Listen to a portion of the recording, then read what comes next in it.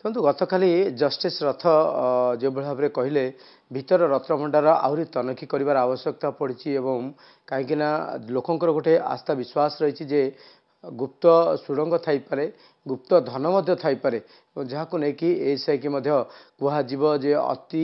ଅତ୍ୟାଧୁନିକ ଜ୍ଞାନ କୌଶଳ ଏବଂ ବିଜ୍ଞାନ ଦ୍ୱାରା ତାକୁ ଗୋଟେ ଯାଞ୍ଚ କରାଯିବ କୁହାଯାଇଛି କାହିଁକିନା ଯାହାକି ପୂର୍ବରୁ ମଧ୍ୟ ଯେ କି ଜଗନ୍ନାଥ ସ୍ୱାଇଁ ମହାପାତ୍ର କହୁଥିଲେ ଯେ ମହାପ୍ରଭୁଙ୍କର ଅମାପ ସମ୍ପତ୍ତି ତା ଭିତରେ ରହିଛି ଏବଂ ଗୁପ୍ତ ସୁଡ଼ଙ୍ଗ ମଧ୍ୟ ଅଛି ବୋଲି କହୁଥିଲେ ଏବଂ ଯାହାକୁ ନେଇକି ଗତକାଲି ତଦାରଖ କମିଟି ମଧ୍ୟ ତାହା ଗୋଟେ ଆସ୍ଥା ପ୍ରକଟ କରିଛନ୍ତି ଯେ ଥାଇପାରେ ବୋଲି ଆଉ ସେଥିପାଇଁ ବୋଲି ମଧ୍ୟ ପରିଚାଳନା କମିଟି ଗୋଟେ ଅନୁମୋଦନ କରାଯିବ ଯେ ସେମାନେ ରାଜ୍ୟ ସରକାରଙ୍କଠୁ ଗୋଟେ ଅନୁମୋଦନ ଆଣନ୍ତୁ ଏବଂ ଏଏସ୍ଆଇ ଯେ କି ଆର୍କିଓଲୋଜିକାଲ ସର୍ଭେ ଅଫ୍ ଇଣ୍ଡିଆ ତାର ଅତ୍ୟାଧୁନିକ ଜ୍ଞାନ କୌଶଳ ପ୍ରୟୋଗ କରି ତାକୁ ତନ୍ନ କରି ଯାଞ୍ଚ କରିବା ପାଇଁ କୁହାଯାଇଛି ତେବେ ଏ ନେଇକି ଆମେ ଆଲୋଚନା କରିବା ମୋ ସହିତ ଯେ କି ଜଗନ୍ନାଥଙ୍କ ବାଡ଼ର ବାଡ଼ଗ୍ରାହୀ ଅଛନ୍ତି ମୁଖ୍ୟ ବାଡ଼ଗ୍ରାହୀ ଜଗନ୍ନାଥ ସ୍ୱାଇଁ ମହାପାତ୍ର ଅଛନ୍ତି ଆପଣଙ୍କୁ ସ୍ୱାଗତ କରିବି କନକ ନ୍ୟୁଜ୍କୁ ଗତକାଲି ଜଷ୍ଟିସ୍ ରଥ ଗୋଟେ ଗୁରୁତ୍ୱପୂର୍ଣ୍ଣ କଥା କହିଥିଲେ ଯେ ହୁଏତ ଥାଇପାରେ ଗୁପ୍ତ ସୁଡ଼ଙ୍ଗ ଏବଂ ଗୁପ୍ତ ଧନ ଥାଇପାରେ ଲୋକଙ୍କର ମଧ୍ୟ ଗୋଟେ ବିଶ୍ୱାସ ରହିଛି ଆସ୍ଥା ରହିଛି ଆପଣ ମଧ୍ୟ ପୂର୍ବରୁ ମଧ୍ୟ କହୁଥିଲେ ଏବଂ ତାକୁ ଦୃଷ୍ଟିରେ ରଖିକି ଗୋଟେ ଏଏସ୍ଆଇ ତାର ଜ୍ଞାନ କୌଶଳ ତାର ପ୍ରୟୋଗ କରିକି ଯେଭଳି ଭାବରେ ଲେଜର ସ୍କାନିଂ କରାଯାଉ ଏବଂ ଅନେକ କିଛି ବିଜ୍ଞାନ ଯୁଗରେ ତାକୁ ପ୍ରୟୋଗ କରିକି ତାକୁ ଦେଖିବା ପାଇଁ କୁହାଯାଇଥିଲା ଆପଣ କେମିତି ବିଶ୍ୱାସ କରୁଛନ୍ତି ଏସବୁକୁ ଏଇସବୁ ମୁଁ ଆଗୁଆ କହିଥିଲି ପ୍ରଭୁଙ୍କର ଅମାତ ସମ୍ପତ୍ତି ସେତେବେଳେ ସୁଡ଼ଙ୍ଗ ଗୁପ୍ତ କୋଠରୀ ଏଇସବୁ ରଜାମାନେ କରୁଥିଲେ କାହିଁକି ରଜାମାନେ ଯେତେବେଳେ ଦେଶ ଜୟ କରି ଆସୁଥିଲେ ଜଗନ୍ନାଥଙ୍କ ପାଖକୁ ଭେଟି ଦାନ ହିସାବରେ ଦେଉଥିଲେ ଏବଂ ଯେତେବେଳେ ରଜା ଶାସନ କରୁଥିଲେ ସୁଡ଼ଙ୍ଗ କୋଠରୀ ରଖିକି ମହାପ୍ରଭୁ ଜିନିଷ ଅମାତ ସମ୍ପତ୍ତି ତାକୁ ସୁରକ୍ଷିତ ରଖୁଥିଲେ ଭାରତ ଅସୁରକ୍ଷିତ ରହିବ ନା ସୁରକ୍ଷିତ ରଖୁଥିଲେ ଯେ ସୁରକ୍ଷିତ ରହିବ ସେଥିଯୋଗୁଁ ଆମର ସମସ୍ତଙ୍କ ମନରେ ସନ୍ଦେହ ଅଛି ତା ଭିତରେ ସୁଡ଼ଙ୍ଗ ଅଛି ଇଏ ଅଛି ସେ ଭାରୁ ମହାପ୍ରଭୁ ମୁଁ କହିବା ଯେତେ ଜିନିଷ ବହୁତ ବାହାରିବ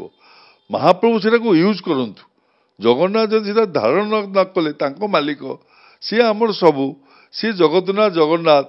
ତାଙ୍କର ସେ ପ୍ରଭୁ ତାଙ୍କର ଜିନିଷ ତାଙ୍କ ଜିନିଷ ସେ କାହିଁ ନ ପିନ୍ଧିବେ ଆପଣ ଭାବିଲେ 3ଟା ମାଳ 100 ଫୁଲ ମାଳ ଏ ସୁନାବେଶ ପ୍ରତ୍ୟେକ ଯାନିଯାତ୍ରାରେ ଦେଖନ୍ତୁ ଯାହା ସେ ରଥ କହିଲେ ତା ଭିତରେ ବହୁତ ହୀରା ମାଳି ଅଛି ଜଗନ୍ନାଥ ପିନ୍ଧନ୍ତୁ ଆପଣମାନେ ଟିଭି ମାଧ୍ୟମରେ ଲୋକ ଜାଣିବେ କୋଟି କୋଟି ଲୋକ ଯେ ତାଙ୍କ ଠାକୁର କେତେ ବଳିଆର ଭୁଜ ସିଏ ମହାପ୍ରଭୁ ପିନ୍ଧନ୍ତୁ ଆପଣ ଭାବୁଛନ୍ତି ସେସବୁ ଅଛି ବୋଲି ଭାବୁଛନ୍ତି ଗୁପ୍ତଧନ ଅଛି ବୋଲି ଭାବୁଛନ୍ତି ଆପଣ ଆଜ୍ଞା ମୁଁ ଗୁପ୍ତଧନ ବହୁତ ଅଛି ଆପଣ ଦେଖିବେ ବହୁତ ଜିନିଷ ବାହାରିବ ଆଉ ରଘୁନାଥ ବେଶ ହେଇଥିଲା ଧନୁଷର ଅଛି ଇଏ ଆପଣଙ୍କର ଧନୁ ଅଛି ତୀର ଅଛି ସବୁ ଅଛି ଧନୁ ପ୍ରଭୁ ଏବଂ ମୁଁ କହିବି ଏଇ ସରକାରଙ୍କୁ କହିବି ଆମର ମୋହନ ମାଝୀ ସରକାରଙ୍କୁ ବିଜେପି ଗଭର୍ଣ୍ଣମେଣ୍ଟ ଟାଇମରେ ପ୍ରଭୁ ରଘୁନାଥ ବେଶ ହଅନ୍ତୁ ମ ଆରେ ନାଁ ନେବେ ରଘୁନାଥ ବେଶ ଇତିହାସକୁ ନାଁ ରଖିବ ଯେ ହଁ ଏଇ ସମୟରେ ରଘୁନାଥ ବେଶ ହେଇଥିଲେ ନହେଲେ ପରମ୍ପରା ଲୋପ ପାଇଯିବ ଆରେ ଜଗନ୍ନାଥର ଅଭାବ କ'ଣ ଅଛି ସରକାର ଚାହିଁଲେ କ'ଣ ନ କରିବେ ସ୍ୱତନ୍ତ୍ର କମିଟି କରିବେ ତଦାରଖ ହବ ସବୁ ରେଡି କିଛି ଅସୁବିଧା ନାହିଁ ସ୍ୱତନ୍ତ୍ର କମିଟି କରିବେ ସ୍ୱାଇଁ ମହାପାତ୍ର ଆପଣ ଭାବୁଛନ୍ତି ଯେଉଁ ଭିତର ରତ୍ନଭଣ୍ଡାର ଭିତରେ କେଉଁଠି ସୁଡ଼ଙ୍ଗ ଥାଇପାରେ ଏବଂ ଆଉ କିଛି ଅମୁହାଁ ଦେଉଳର କଥା କୁହାଯାଉଛି ଏସବୁ ଜାଗାରେ ଅଛି ବୋଲି କହୁଛନ୍ତି ଏବଂ କେଉଁଠି ସେଇ ପରିସର ଭିତରେ ତ ସବୁ ସେଇ ପରିସର ଭିତରେ ଗୁପ୍ତ ତା ଭିତରେ କୋଠରୀ ଅଛି ତା ଭିତରେ ଆପଣ ଦେଖିବେ ସୁଡ଼ଙ୍ଗ ଅଛି ତା ଭିତରେ ଦେଖିବେ ସବୁ ଜିନିଷ ବାହାରିବ ୟା ପରେ ଯାହାର ଅଭିଜ୍ଞତା ଅଛି ସେଇ ଭାଷାରେ ହଉ ଲେଜର ସ୍କାନିଂ ସବୁ ବାହାରିବ ଦେଖିବେନି କେତେ ଜିନିଷ ବାହାରିଲା ଖାଲି ଆମର ସନ୍ଦେହ ମନରେ ଦୁଃଖ ହେଲା ସିନ୍ଧୁକରେ ଚାବି ନିଶ୍ଚୟ ଚାବି ପଡ଼ିବା କଥା ଯେତେ ପୁରୁଣା ହବ ଚାବି ପଡ଼ିବା କଥା ଚାବି ନାହିଁ କିନ୍ତୁ ଏ ନେଇକି ମଧ୍ୟ ଆପଣ ଜାଣିଥିବେ ପୂର୍ବରୁ ଆଇନ ମନ୍ତ୍ରୀ ମଧ୍ୟ କହିଛନ୍ତି ଯେ ଯିଏ ଦୋଷୀ ତା ଉପରେ ମଧ୍ୟ କାର୍ଯ୍ୟାନୁଷ୍ଠାନ ନିଆଯିବ ଶୀଘ୍ର ନିଆଯିବ ଶୀଘ୍ର ତଦନ୍ତ ହଉ ମୁଁ କହିବା ତ ତଦନ୍ତ ଆରମ୍ଭ କରନ୍ତୁ କିଛି ଡେରି କରନ୍ତୁନି ତଦନ୍ତ କରନ୍ତୁ ଏବଂ ରତ୍ନଭଣ୍ଡାର କାର୍ଯ୍ୟ ଆରମ୍ଭ ହଉ ଜଗନ୍ନାଥଙ୍କ ନୀତିକାନ୍ତି ଶୀଘ୍ର ସାରିକି ପହୁଡ଼ ହଉ ଏବଂ ଭକ୍ତମଣ୍ଡଳୀକୁ ଜଣାଇ ଦିଆଯାଉ ପ୍ରଭୁଙ୍କର କାମ ଚାଲିଛି ମାସେ କି 2 ମାସ ଯାହା ଯେତେ ସମୟ ଲାଗିବ ଏହି ସମୟରେ ନୀତି ସରିବ ସରକାର ଖୁସି ରହନ୍ତୁ ଏବଂ ସ୍ୱତନ୍ତ୍ର ଲୋକ ସରକାର ଦିଅନ୍ତୁ ସ୍ୱତନ୍ତ୍ର ଲୋକ ଦିଅନ୍ତୁ ଯେଉଁମାନେ କି ଅଭିଜ୍ଞତା ଦେବ ଅଫିସରମାନେ ରହନ୍ତୁ ସରକାର ଚାହିଁଲେ ସବୁକିଛି କରିପାରିବେ ସ୍ୱାଇଁ ମହାପାତ୍ର ଦେଖନ୍ତୁ ଯେତେବେଳେ ଅରବିନ୍ଦ ଅଗ୍ରୱାଲ ଏଠି ଜିଲ୍ଲାପାଳ ଥିଲେ ସେହି ସମୟରେ କହିଥିଲେ ଡୁପ୍ଲିକେଟ୍ ଚାବିଟା ମିଳିଛି କିନ୍ତୁ ସେ ଡୁପ୍ଲିକେଟ୍ ଚାବିରେ କାହିଁକି ଖୋଲିଲାନି ରତ୍ନଭଣ୍ଡାର ଦେଖୁନ ଡୁପ୍ଲିକେଟ୍ ଚାବି ଏ ଚାବି ବି ପୁଣି ଡୁପ୍ଲିକେଟ୍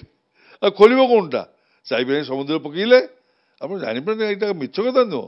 ମୁଁ ଜୋକ୍ କଥା କହୁନି ଚାବି ସମୁଦ୍ରରେ ପଡ଼ିଲେ ଯାହା ମିଳିବନି ଯେମିତିକା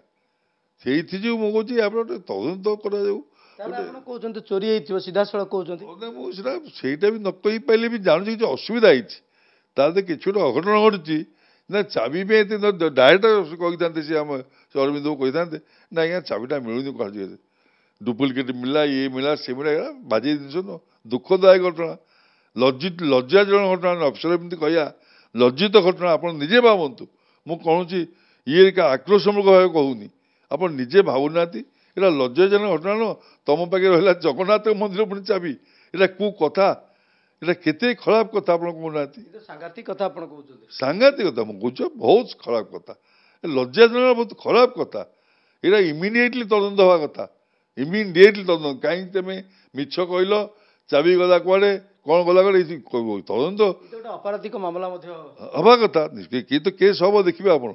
ଏଇଟା କେସ୍ ହବ। ସରକାର ୟା ପରେ ତଦନ୍ତ କରନ୍ତୁ ଆଗ, ସରକାର ୟା ପରେ ତଦନ୍ତ, ଏଇଟା କେସ୍ ହେଇଯିବ ଆଜ୍ଞା। କି କଥା ଏଇଟା ଥଟା। ସେମାନେ ଭାବିଥିଲେ ବୋଧେ ଏଇ ଜିନିଷ ଏମିତି ରହିଯିବ, ସରକାର ତ ଛାଡ଼ିବେନି।